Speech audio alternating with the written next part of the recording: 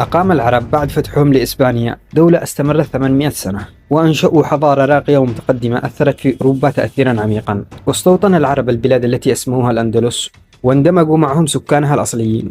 ومن أهم البيوت العربية العريقة والرائدة في الأندلس وفي الحياة الثقافية والعلمية فيها بنو زياد، وهم من لخم، وكانوا يقيمون في قرطبة. ومن علمائها زياد بن عبد الرحمن مؤلف كتاب الجامع، وكان له أولاد وأحفاد علماء كثيرين. بنو دينار من الغافقي، وأقاموا بلدة غافقية قرب طليطلة.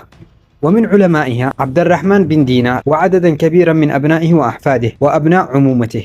بنو شراحيل من قبيلة مغافر، ومنها كثير من العلماء والقضاة، ومنهم محمد بن سعيد بن بشير وابنه سعيد. ومن القبائل والبيوت بنو كنانة وبنو عبد الخالق وبنو قرعوس